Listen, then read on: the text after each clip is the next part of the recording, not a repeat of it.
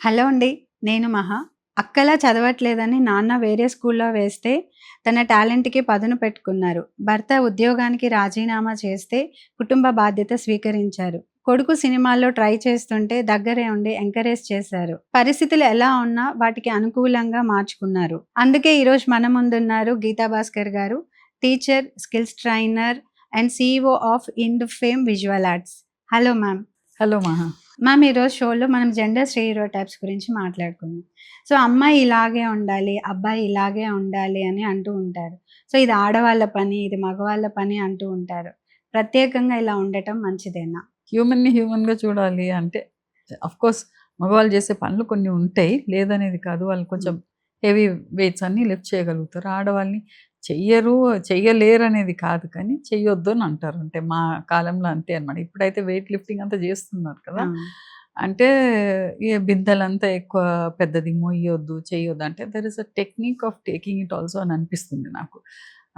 అంటే మనం దబక్కని తొందరలో తీసినప్పుడు పట్టుకుంటుంది, చేస్తుంది అని అంటారు. అంటే ఆడవాళ్ళు కొంచెం వీక్నెస్ ఉంటుంది.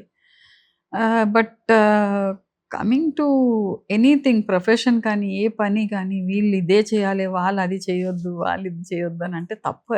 అది కొంచెం ఒక మరీను రూరల్ బెల్ట్లంతా వాతావరణం ఉంది. మగవాళ్ళు ఈ పని చేయొద్దు, ఆ పని చేయొద్దు, ఆడవాళ్ళే చేయాలని. అంటే నేను ఒకటి చెప్తాను. నేను పెళ్ళైన కొత్తలో మా ఆయన మేము పిండి గిర్నీకి తీసుకెళ్తున్నాం బకెట్.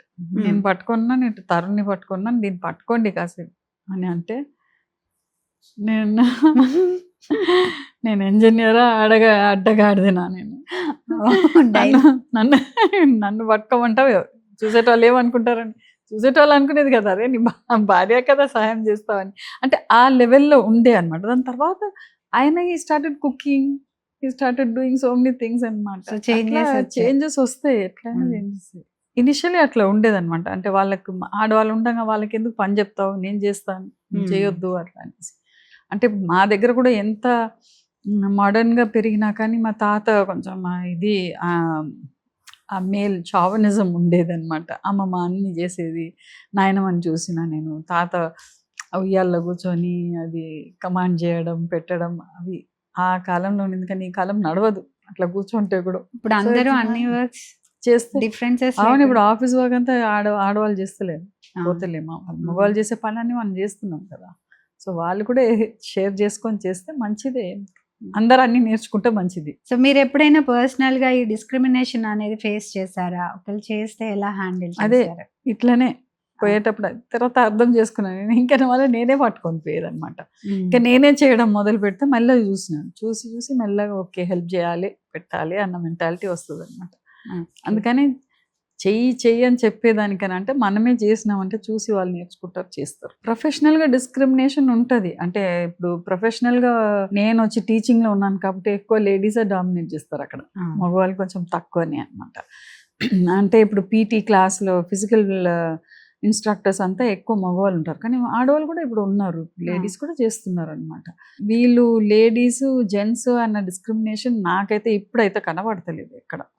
మనం ఇంట్లో ఫుడ్ అది ఏమన్నా ప్రిపేర్ చేసినప్పుడు మనం చేసింది వాళ్ళు తింటూ ఉంటే మనకు చాలా హ్యాపీ ఉంటుంది. స్పెషల్ గా లేడీస్ ఇలా వస్తే అమ్మ ఆర్ వైఫ్ అలా వాళ్ళే వడ్డిస్తూ ఉంటారు, మిగతా వాళ్ళందరూ కూర్చొని తింటూ ఉంటారు. మరి ఇది వివక్ష కాదంటారా? ఇప్పుడు అట్లా ఏం లేదు. ఎవరు వాళ్ళు ప్లేట్లో వేసుకొని కూర్చుంటున్నారు, టీవీ ముందర కూర్చొని తింటున్నారు, బెడ్ మీద కూర్చొని తింటున్నారు. అంటే చాలా ఫ్యామిలీస్ లో ఇంకా మోస్ట్లీ ఆ డైనింగ్ టేబుల్ కాన్సెప్టే పోతుంది అనమాట. బట్ స్టిల్ చెప్పినట్టు వాళ్ళు తినాలి, ఆడవాళ్ళు సర్వ్ చేయాలనేది లేదు. అంటే వెనకట ఉండేది, అంటే వాళ్ళు రాకముందు మనం తినొద్దు, వాళ్ళు వచ్చినాకనే తినాలి, వాళ్ళు తినకముందు మనం తినొద్దు అని ఉండేది. కానీ ఇప్పుడు అవన్నీ లేవు. అంటే నాకు కూడా కొంచెం ఐ హ్యాడ్ ఎక్స్పీరియన్సెస్ అనమాట. లేదు, ఇప్పుడు అంత లేదు. అంటే కొన్ని ఫ్యామిలీస్ లో అయితే స్టిల్ రన్నింగ్ కదా. అంటే అందరూ మారారు, బట్ కొన్ని ఫ్యామిలీస్ లో అంటే ఎవరు వాళ్ళ పద్ధతులు అది అనమాట. We can't interfere and say this is wrong, ఇది కరెక్ట్ అనేది చెప్పలేము. ఎవరు వాళ్ళ పద్ధతులు వాళ్ళకు ఉంటుంది. ఇప్పుడు వైఫ్ టైమింగ్స్ వేరే ఉంటాయి, కెరియర్ టైమింగ్స్, పని టైమింగ్స్. ఇంట్లో ఉన్న వాళ్ళ ఆడవాళ్ళు అయితే వాళ్ళు మోస్ట్లీ అది ఫాలో అవుతారు కావచ్చు. కానీ ఇప్పుడు ఎట్లా అయిపోయిందంటే వర్క్ టైమింగ్స్ కూడా డిఫరెంట్ అయిపోయింది కదా. పొద్దున పోతే 8 to 9 hours 10 hours and shifts ఉన్నాయి. సో అటువంటప్పుడు యూ కాంట్ ఎక్స్పెక్ట్ కదా. ఇప్పుడు మూవీస్ లో కూడా చాలా వరకి అంటే హీరోయిన్‌కి ప్రాబ్లమ్ వస్తే హీరో కాపాడడం. అదే ఒక మెయిన్ ప్లాట్ అయిపోయింది. సో, అది ఎందుకు మార్చలేకపోతున్నారు? ఎందుకు అట్లేం లేదు. ఇప్పుడు హీరోకి దెబ్బ తాకిందనుకో మళ్ళీ హీరోయినే సర్వ్ చేస్తదనమాట. మనమే అట్లా కేటగరైజ్ చేస్తున్నాం కానీ జనరల్లీ అందరూ ఒకరికొకరు అడ్జస్ట్ చేసుకొని ఈ పని నేనే చేయాలి, నువ్వే చేయాలని లేకుండా పోతే గో ఆన్ అనమాట. అమ్మాయిలు మాత్రమే కాదు. కొన్నిట్లో అబ్బాయిలకు కూడా కొన్ని అంటగట్టేస్తారు ఇన్ జనరల్‌లో. ఇవి ఏడవకూడదు, ఇలా ఉండాలి, అబ్బాయే కష్టపడాలి, సంపాదించాలి అని కొన్ని చెప్పేస్తూ ఉంటారు. సో, ఆర్ అది ఎలా మరి? అంటే నువ్వు ఏ కాలంలో ఉన్నావు మహాను? అంటే ఇంకా కూడా ఇప్పటికి కూడా అట్లా లేరు. అట్లా ఏం లేదు కానీ 2025లో కూడా ఇంకా అబ్బాయే సంపాదించాలి. అంటే వాళ్ళ సాలరీని బేస్ చేసుకొనే అమ్మాయిలని ఇస్తూ ఉంటారు. పాపం వాళ్ళు కూడా కష్టపడుతున్నారు కదా! తక్కువైతే ఏంటి చెప్పొచ్చు అవునవును. కానీ డెఫినెట్‌లీ అండర్‌స్టాండింగ్ మీదనే ఎళ్ళాలనమాట. అంటే ఇప్పుడు జాబ్ సెక్యూరిటీస్ కూడా లేవు ఇప్పుడు. చాలా మందిని ఇప్పుడు పొద్దున్నే మై నీస్ వాస్ టాకింగ్ అనమాట. అయితే 6 పని చేసే దగ్గర ఇద్దరిని తీసేస్తే నలుగురు ఆరుగురు చేయాల్సిన పని నలుగురు చేస్తున్నారనమాట. అంటే ఇప్పుడు నాకు చిన్న డౌట్ ఏంటంటే మ్యామ్, ఇప్పుడు ఒక అమ్మాయి మ్యారేజ్ ఏజ్ వచ్చాక పెళ్లి చేయాలి అనుకున్నప్పుడు, అబ్బాయి బిజినెస్ చేస్తున్నాడా? ఎంత సంపాదిస్తున్నారు? వాళ్ళ జీతం ఎంత? అని చూస్తారు గానీ, అదే అబ్బాయి ఖాళీగా ఉండి అమ్మాయి జాబ్ చేస్తుందంటే అబ్బాయిని అలా ఇవ్వరు గదా! మొన్న ఒక పోస్ట్ వచ్చిందనమాట. ఒక అయ్యగారు అంటున్నాడు, జాతకం పోయి చూడని పోతే వాళ్ళు మీరు జాతకం అన్నీ బాగుందని అంటారు కానీ, ఆ అబ్బాయి బాగుంటాడు అంటే ఫైనాన్షియల్ ఫిట్ ఉన్నాడనేసి అంటున్నారు మీరు. జాతకం ప్రకారం మీరు అంటున్నారు. కానీ మేము సిబిల్ స్కోర్ చెక్ చేసాం. సిబిల్ స్కోర్ ఎట్లా చెక్ చేసినారో నాకు తెలవదు. అది నిజమో అబద్ధమో తెలవదు. సిబిల్ స్కోర్ చెక్ చేసి చూస్తే ఆ అబ్బాయికి చానా అప్పులున్నాయి. ఇంకా కట్టలేదు.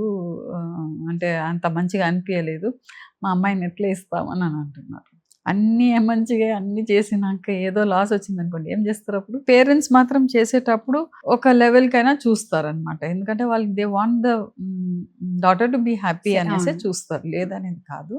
మరీను వచ్చి కొంతమంది వచ్చి ఆస్తి ఎంత ఉంది? ఏముంది? అని చాలా మంది అడుగుతారు. ఇంకా అడుగుతున్నారు. ఎంత కట్నాలు ఇస్తారు? అవి ఇవి అనేది ఉంది ఇంకా.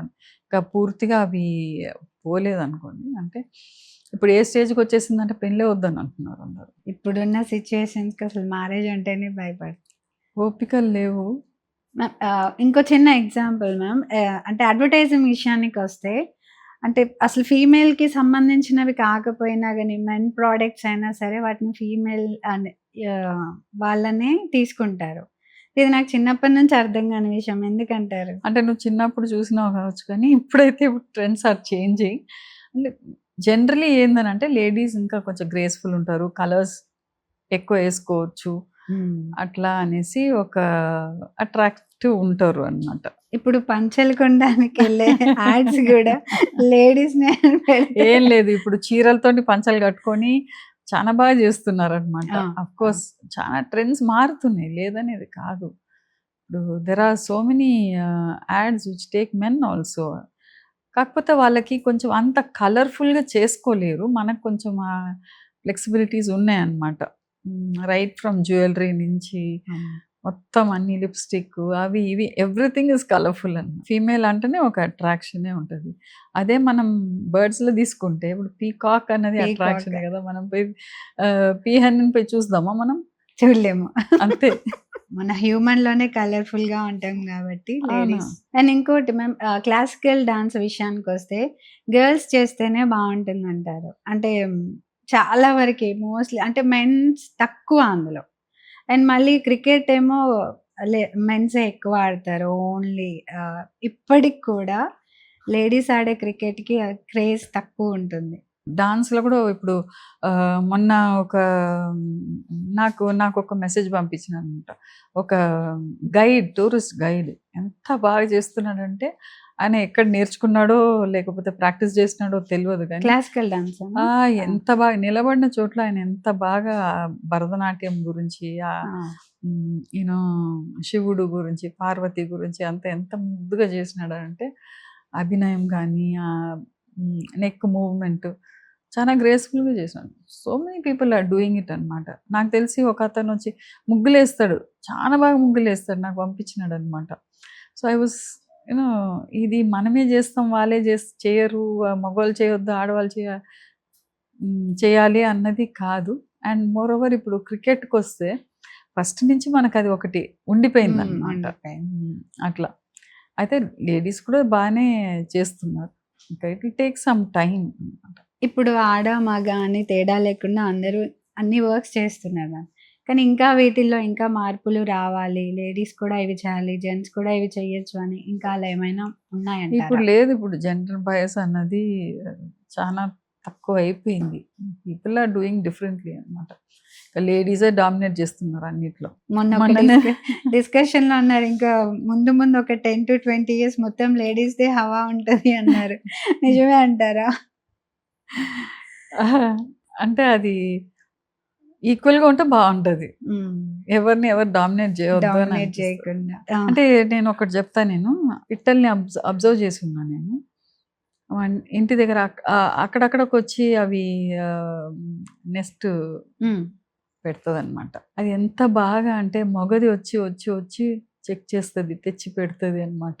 ఆడదానితోటే అనమాట. ఆడపిట్ట మళ్ళా మగ పిట్ట కూడా వచ్చేది. హ్మ్. వచ్చి చెక్ చేసి కూర్చొని చూస్తది, పెడతది. Makes it so comfortable for the female bird అనమాట. ఆ తర్వాత మళ్ళా అది ఎగ్స్ బయటకొచ్చేసినాక, అంటే పిల్లలు బయటకొచ్చినాక అవి ఫుడ్ కూడా తెచ్చి పెడతాయి అనమాట. That is what I observed. అంటే ఈక్వల్‌గా చేస్తున్నాయి. మగ, ఆడది అనేది కాకుండా. తర్వాత మళ్ళా దాని ట్రైనింగ్ కూడా అది కొంచెం పెరిగినాక దాన్ని కొంచెం తోసేస్తాయి అనమాట అవును. బయటికి. నువ్వు అవును. వెళ్ళు అనేసి. అవును. అప్పుడు కూడా 2 వస్తాయి. 2 అవును. వస్తున్నాయి అనమాట. సో, అవి దట్ ప్రాపర్‌గా ఈస్ వాట్ ఫ్లై ఐ అయ్యేంత వరకి. ఆ! So, both take the responsibility అనమాట. సో, నేచర్ నుంచి కూడా మనం నేచర్ నుంచి చాలా నేర్చుకోవాలి. నేర్చుకోవచ్చు. కోతులు కూడా చూస్తా నేను. కోతులు కూడా అట్లనే చేస్తాయి అనమాట. I have seen lot of monkeys also coming and going. Families లాగా వస్తాయి అనమాట అవి. సో, విన్నారు కదండీ! మ్యామ్ చెప్పినట్టు ఎటువంటి వేరియేషన్స్ లేకుండా ఉండి ఈక్వల్‌గా థింక్ చేసుకొని ఏ ప్రాబ్లమ్ లేకుండా ఉండొచ్చు. నేచర్ నుంచి కూడా చాలా నేర్చుకోవచ్చని చెప్పారు. Thank you so much ma'am.